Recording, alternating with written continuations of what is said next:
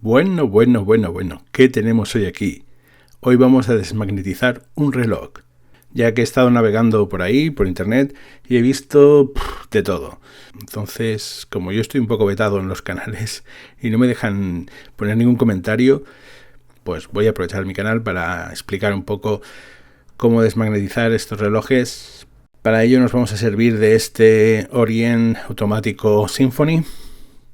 Y no me extiendo más, vamos a ello.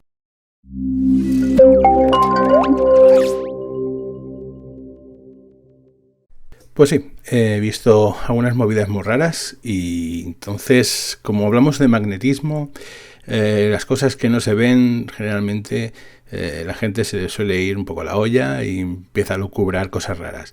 Entonces, vamos a descubrir primero qué es lo que hay dentro de esta máquina.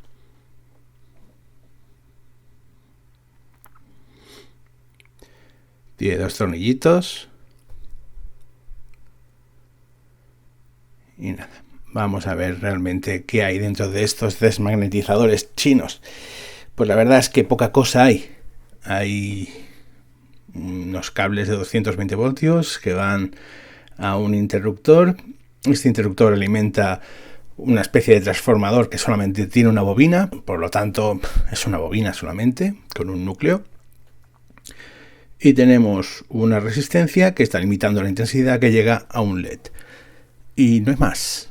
Esto se vende por unos 10-15 euros y la verdad es que es un negocio redondo. Porque son 4 componentes contados y nada más. Y una caja. Y poca cosa más.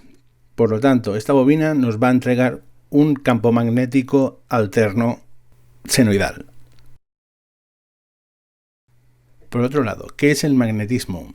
Pues no es nada más que el giro de los electrones. Al girar los electrones, que se llama spin, ese giro es el que produce el magnetismo. Cuando conseguimos que todos los electrones giran hacia el mismo lado, es cuando los campos magnéticos se concentran, se suman y el material adquiere una propiedad magnética. Esa propiedad magnética la vemos a través de esta gráfica que se llama histéresis. Esos electrones que hemos visto antes, que giran todos en el mismo sentido, se agrupan en forma de dominios, que son estos pequeños grupos que aparecen en la materia, que se ven aquí en la gráfica, que tiene una flechita. Esos son los dominios magnéticos. Entonces, cuando conseguimos que esos dominios magnéticos todos estén orientados hacia el mismo lado, es decir, que tienen la misma orientación magnética, el cuerpo, el material, adquiere ese carácter magnético, ese magnetismo. La curva de histéresis, que es esta de aquí, ¿qué nos está indicando? Nos está indicando, por un lado, en el eje X tenemos la intensidad del campo magnético al que estamos sometiendo ese material, y en el eje Y tenemos el magnetismo de ese material. ¿Cómo es el magnetismo dentro de ese material? Entonces, si nosotros aplicamos un campo magnético elevado, fuerte, sería el pico de arriba de la curva, de la alterna esta que hay aquí, esta curva senoidal, tendríamos el magnetismo en el material más fuerte, ¿no? Si nosotros quitáramos ese campo magnético al que estamos sometiendo al material, estaríamos en el cero, en lo que es el punto de inflexión de la onda senoidal. Entonces estaríamos en lo que se llama la remanencia magnética del material. En la curva de histéresis también vemos que si aplicamos un campo magnético de sentido contrario, no suficientemente elevado, potente, podemos conseguir que el magnetismo llegue a cero en el material. Sería la parte esta además a la izquierda que está cruzando con el eje X. Pero ¿cuánto magnetismo negativo hay que aplicarle para que llegara aquí? Pues claro, no lo podemos saber.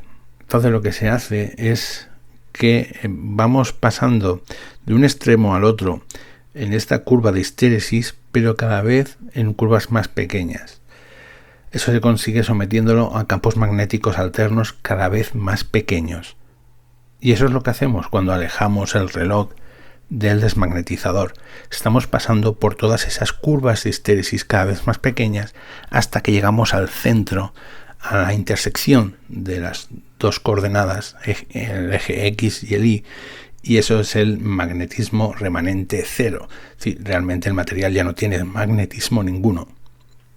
Y esa es la razón, porque se tiene que separar poco a poco el reloj de la superficie hasta llegar a unos 30-40 centímetros, en el que el campo magnético ya ha perdido toda su fuerza, está muy alejado del emisor, que es la bobina, y ya hemos conseguido estar en el punto cero, ¿no? En esa intersección. Ahora que ya sabemos los principios físicos sobre los que se sustenta la desmagnetización del reloj, ahora es muy fácil saber cómo se hace correctamente. Lo primero que haremos será retirar uno de los pasadores de la cadena, porque necesitamos que el reloj empiece desde la superficie del desmagnetizador. Necesitamos empezar con el campo magnético más fuerte posible para ir disminuyendo paulatinamente ese campo magnético a medida que lo vamos alejando.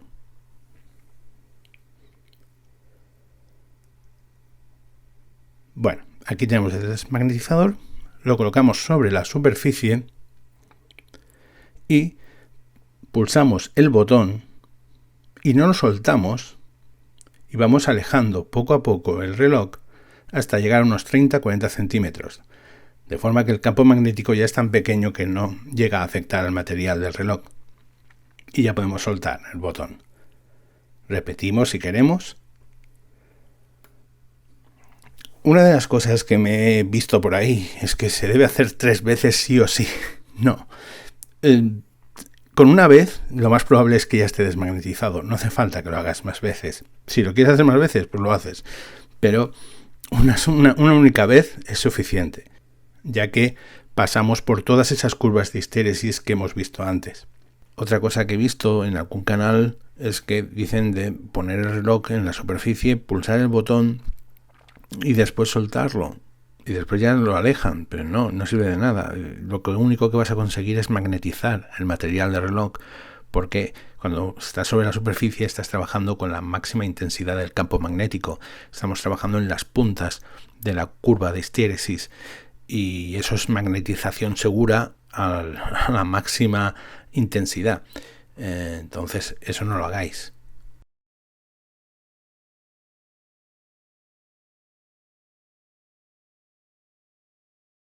Otra leyenda urbana que me he encontrado por ahí es que solamente se puede pulsar el botón unas 3 veces o no sé, o muy pocas, porque si no se quema. No, tú puedes tenerlo esto pulsado las veces que quieras, el tiempo que quieras, porque realmente hay una bobina y dentro no hay ningún motor, nada raro, nada que se vaya a quemar porque esté mucho tiempo funcionando. Bueno, no lo vas a tener varios días funcionando, pero puedes usarlo las veces que quieras.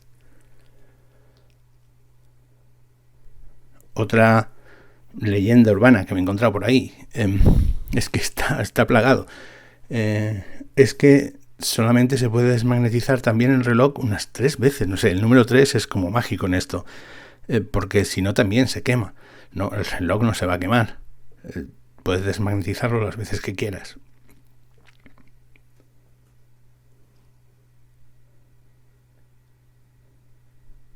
Voy a desmagnetizar también este reloj FIM que restauré hace poco, porque bueno, ya que he estado aquí manipulando campos magnéticos con el reloj puesto, pues bueno, de paso lo desmagnetizo también. Otra cosa que me he encontrado en algún canal es que aconsejan sacar el volante y la espiral para desmagnetizarla. No lo hagáis, no hace falta.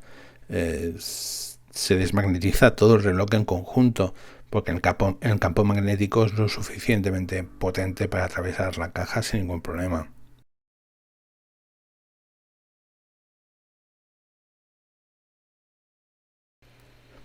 Otra creencia que he visto por algún canal, que dicen que hay que empezar a unos 2 centímetros, no sé cuánto, de la superficie, que no hay que empezar pegado a la superficie. No, hay que empezar pegado a la superficie para que el campo magnético sea el más fuerte posible y después ir disminuyendo. Si empezamos más arriba, podría ser que el material esté muy magnetizado y el campo magnético sea un poco débil y no llega a desmagnetizar. Por lo tanto, para garantizar, siempre pegado. He tenido que hacer este vídeo porque, bueno, en internet, no sé, me tienen vetado en muchos canales y no puedo comentar estas cosas. Espero que, bueno, a partir de ahora podáis utilizar esta máquina correctamente y podáis desmagnetizar los relojes sin problema. Había pensado poner trozos de estos vídeos, pero he pensado después, la verdad es que cualquiera que se ponga delante de una cámara para divulgar esta afición, la afición a la horología y a la relojería, merece todo el respeto. Entonces, mejor he preferido yo explicar todas estas prácticas y no mostrar ninguna imagen. A modo de resumen de todo lo que hemos visto, vamos a magnetizar y desmagnetizar este destornillador. Ahora, como podemos ver, está desmagnetizado. No atrae la pieza de metal. Lo que vamos a hacer ahora es someterlo al campo magnético más fuerte, que es en la superficie del desmagnetizador, sin moverlo, simplemente ahí, en la superficie. Y ahora está magnetizado. Como hemos visto, pues en la curva de histéresis ha sido sometido a las puntas de la curva. Por lo tanto, el campo magnético que queda remanente en el material metálico es el más fuerte.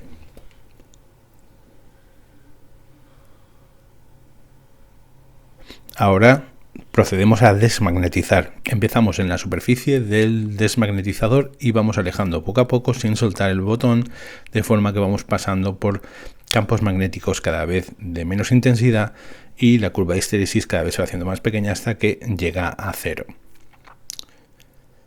Ahora vemos que el magnetismo remanente en el metal es 0, ya está desmagnetizado. Fijaros que con una sola vez ha sido suficiente para desmagnetizar totalmente el material. No es necesario 2, 3 pasadas para desmagnetizarlo completamente. Una única vez, bien hecho, desmagnetiza totalmente el metal. Y ese sería el resumen de todo lo que hemos visto. Es una máquina muy sencilla que, como hemos visto, pues simplemente tiene una bobina en su interior que genera un campo magnético de polaridad variable, porque está alimentado con una tensión alterna, y no tiene mucho más. Simplemente nosotros vamos alejando el reloj para ir disminuyendo ese campo magnético, la intensidad de ese campo magnético, y de esa forma conseguimos desmagnetizar el material. Bueno, ya sabéis, soy el relojero aficionado y cualquier duda pues tenéis el foro, podéis preguntarme. Si os ha interesado, os ha gustado, pues tenéis el botón de like, os podéis suscribir si no lo estáis y bueno, podéis compartir el vídeo y en fin, nos vemos en la próxima.